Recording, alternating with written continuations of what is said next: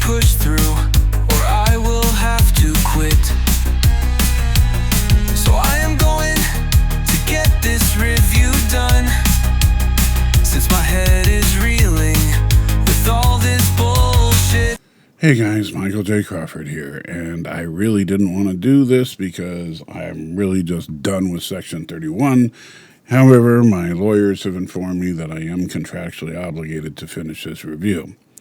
So yeah, last time we talked about what a crappy show this is, and this time we will continue. Yep. Thanks, Cap. I mean, just 50-50 shot, one of them wants to kill me, and then 25%. Well, just get your ass out there. I love you too, Captain. Alrighty.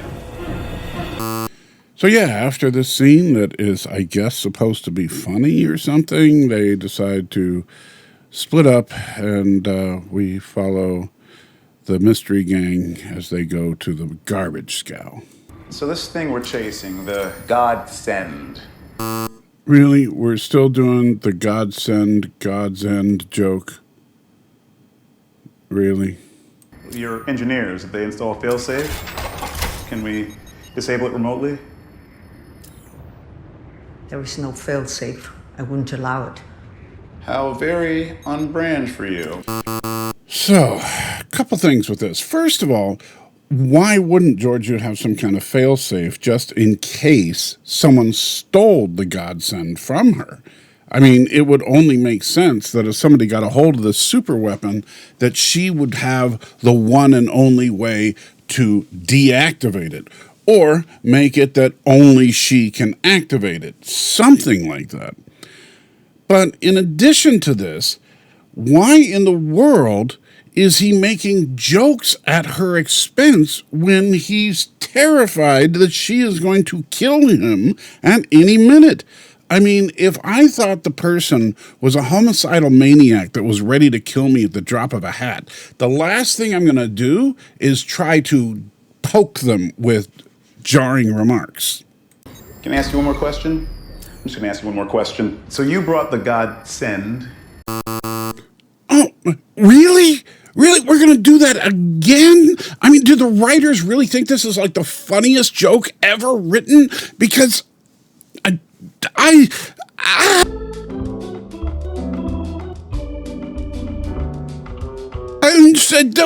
it's like, you can't fucking do this. It's such a load of bullshit. I just can't take this anymore. No,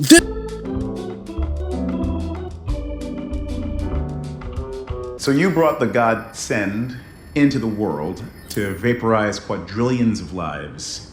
Never thought that was a little, much? Now look, technically Quasi is correct. I mean, it is just a little bit of overkill to build a doomsday weapon at the Professor Farnsworth level that could literally wipe out a quarter of the galaxy in one shot. However, and this is kind of one of the underlying problems of making Georgiou a protagonist back in the Discovery days and carrying through into this show, that's kind of her thing. She was a genocidal maniac. She absolutely would have no qualms with slaughtering quadrillions of lives. Life means nothing to her. Why would she have any kind of remorse whatsoever? I ordered it destroyed. In literary terms, characterization is a fundamental element of how you reveal the traits of a specific character to the audience. So sometimes this is done in a direct way, such as when you simply tell the person in the form of writing or whatever what kind of person this is. Sometimes we show it through the character's actions and statements throughout the story to kind of build an idea of how that character would act. For example, in the climax of Star Trek III, after Kirk had defeated Krug, and Krug was hanging on a ledge over a pit of lava, despite the fact that they were just fighting to the death, Kirk reached out his hand to try to save his former adversary. This shows Kirk's core characterization trait of mercy and compassion, something that's always influenced Kirk all the way from the very beginning of Star Trek through the first 6 movies. But then, when we get Chris Pine's version of Kirk, and we have a similar situation where Nero is now struggling to stay alive, his response and Spock's response are definitely the opposite of what we've set up in the previous versions of Trek. I would rather die in agony than accept assistance from you. You got it. Arm phasers, fire everything we've got. Yes, sir.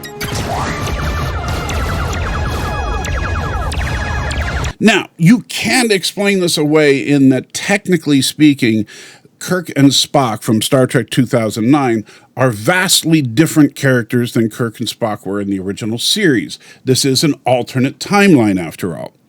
Although sometimes I do have to wonder what would it be like if the original Kirk was a little more like Chris Pine. Captain. Standing by to beam your survivors aboard our ship. Prepare to abandon your vessel. Fire.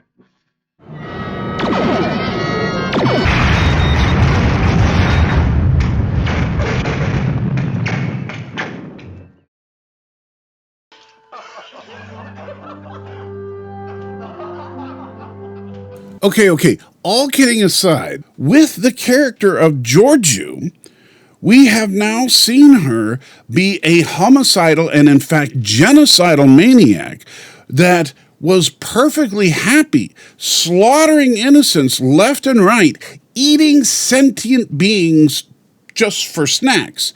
And by the way, the eating sentient beings for snacks happened in this very movie, not just back in the Discovery days.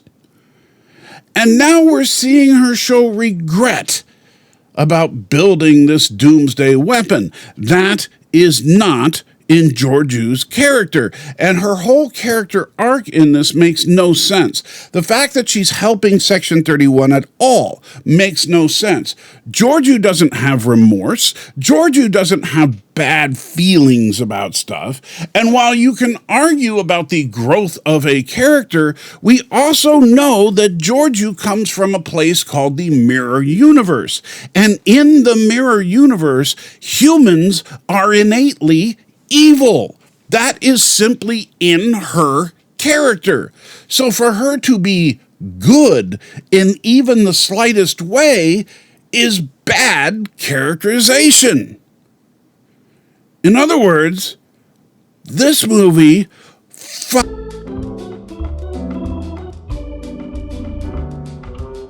And someone hit it. Your own people betrayed you. Well, your corporate culture is straight up shit. Wait, did I hear that right? Let me hear that again. Well, your corporate culture is straight up shit. So, I actually went onto Paramount Plus and turned on the subtitles to make sure that I did hear it right, because he mumbles that line a little bit. The sound design for this movie is absolute crap. But he does, in fact, say your corporate culture is straight up crap. And that makes no sense to me. He's not talking to the CEO. He's not talking to Elon Musk here. He's not talking to some powerful CEO that's corrupt and did something horrible. He's talking to a genocidal dictator. So either the writers don't know the difference between a corporation and a government, or they think that evil governments are corporations. Hold on just a minute there, Salty. Because I can't, no, this is not okay. When they said the corporate culture thing, you gave 3 red turds, which I can kind of understand that, because it doesn't make a lot of sense. But then at the end of your little tirade, you gave 3 more red turds, violating your own rules on this, and you should be disqualified and let me take over the channel. Yeah, got you this time. Actually, not true. That's not the... Hey, get out of here. Get. Anyway,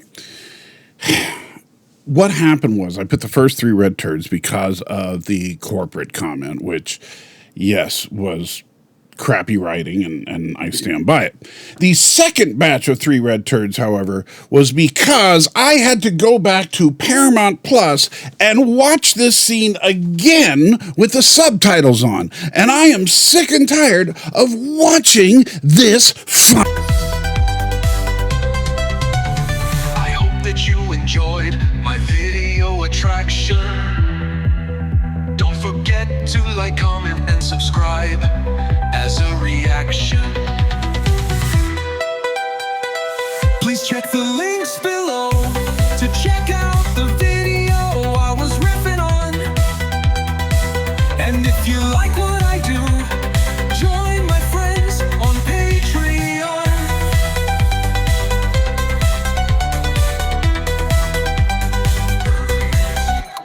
Jason Rogers, Sean Clone, Twinkle Teachers, Leighton Christmas, Lee Crystal, Laura Finney, Tom Slots, 47 Yorktown, Roll Hep, City Jihad, Dayscape, Fire, Tail, T Stony, Innie Tiger, Captain Phantom,